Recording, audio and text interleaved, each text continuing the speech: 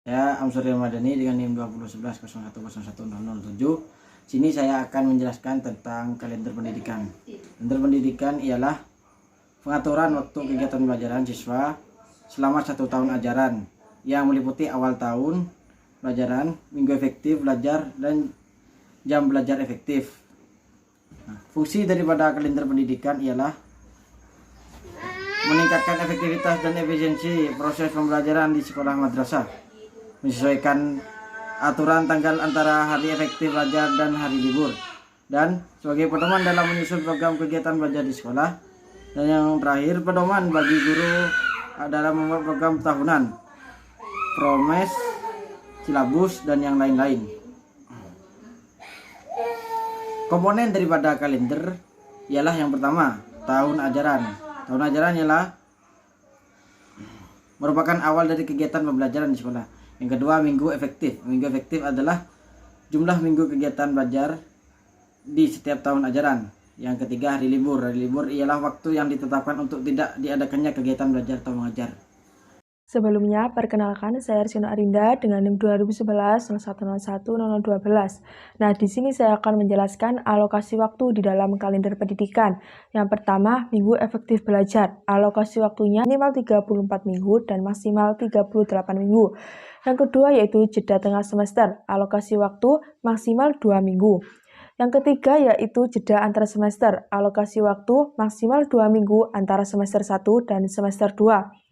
Yang keempat yaitu libur akhir tahun pelajaran. Alokasi waktunya maksimal 3 minggu yang digunakan untuk menyiapkan kegiatan akhir dan awal tahun pelajaran. Nah, yang kelima yaitu hari libur keagamaan. Alokasi waktunya 2-4 minggu.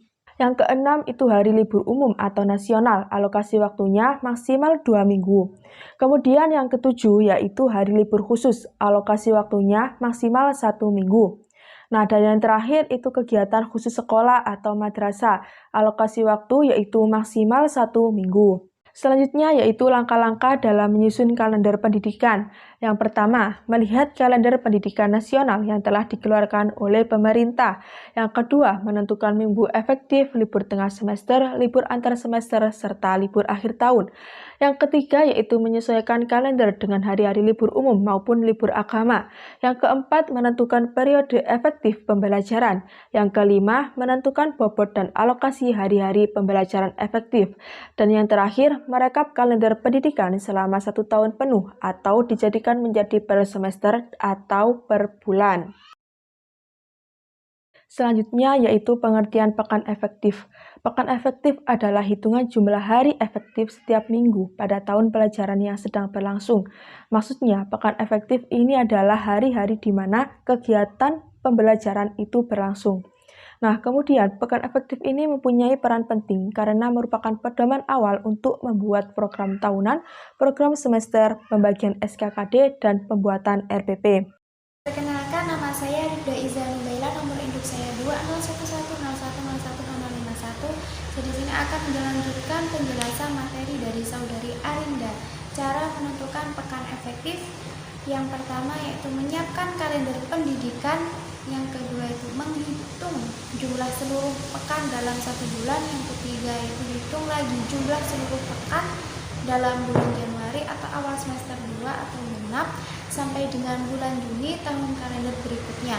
Yang keempat yaitu tulis pekan banyak tidak efektif. Yang kelima terakhir kemudian menghitung jumlah pekan efektif yaitu dengan rumus atau jumlah semua pekan sampai jumlah pekan tidak.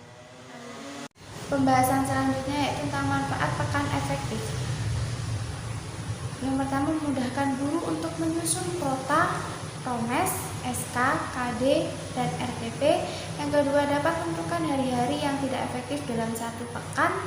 Yang ketiga, sebagai acuan untuk menyampaikan materi pembelajaran di dalam kelas.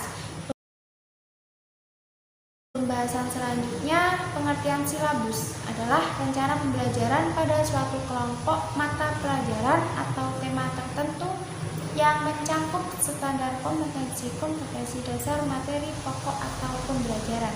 kegiatan pembelajaran, indikator pencapaian kompetensi untuk penilaian alokasi waktu dan sumber belajar. Nama saya Hikmatul Hasanah dengan NIM 2011010101042. Di sini saya akan menjelaskan tentang prinsip silabus.